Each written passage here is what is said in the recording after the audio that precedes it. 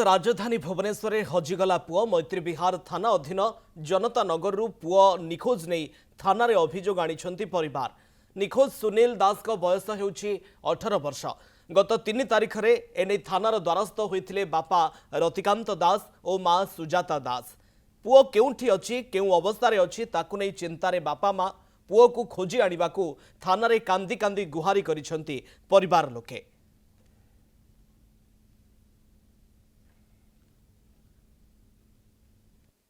सोमवार दिन 2 तारिख सोमवार दिन ठू मो पुओ कॉलेज जीव बोली कही 100 टका नहीं मो मामा पाखर जापर्यंत से फेरी ना आम बहुत खोजाखोजी कलु। 3 तारिख दिन 10टा बेले आसी मैत्री विहार थाना रे एफआईआर कली। ता पर दिन आसिल से मैडम जने कहले जे आस काली के आस। पुलिस कौन कहती? पुलिस से दिन मैडम को देलु एफआईआर कॉपी दे सारा पर मैडम कहले काली के आस। काली के आसिले तुम मोबाइल हूँ ट्राक रे पका हब। आम तो खटिले खाइबो कौटु सब बेले आम थाना को दौड़ी मारी केते आठ दिन हेला आम ये थाना से खाली तांकुरी बागु को दौड़ुछु।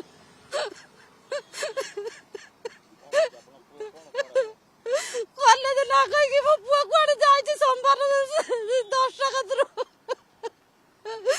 मत पैसा दे मु कॉलेज जीबी मु कहि तो बापा को मागे कहले ना मु बापा को मागेबिनी तू मागे मु तो बापा को फोन करनी मैंने पुआ कॉलेज बाहर जे तक पैसा दे कहले अछि ना 100 टका देई था पुआ को 100 टका देई छी मो पुआ जाय छी कॉलेज ए पर्यंत फेरुनी। राजधानी भुवनेश्वर में हजिगला पुओ मैत्री विहार थाना अधीन जनता नगर पुओ निखोज नहीं थाना अभियोग आनी परिवार।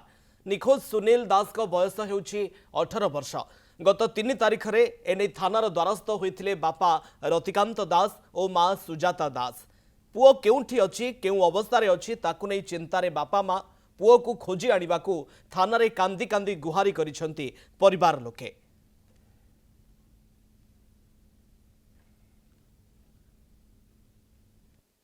सोमवार दिन 2 तारिख सोमवार दिन ठू मो पुओ कॉलेज जीव बोली कही 100 टका नहीं मो मामा पाखर जापर्यंत से फेरी ना आम बहुत खोजाखोजी कलु।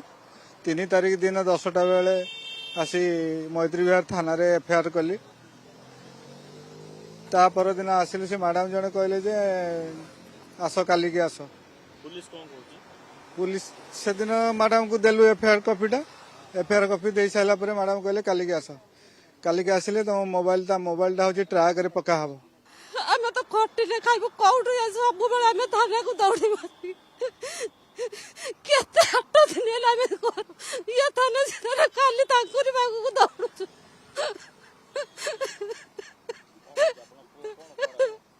कॉलेज ना कहि कि मो पुआ कोड जाय छी सोमवार 10 टका दरो मत पैसा दे मु कॉलेज जीबी मु कहि तो बापा को मागे कहले ना मु बापा को मागेबिनी तू मागे मु तो बापा को फोन करनी मैंने पुआ कॉलेज बाहर जे तक पैसा दे कहले अछि ना 100 टका देई था पुआ को 100 टका देई छी मो पुआ जाय छी कॉलेज ए पर्यंत फेरुनी।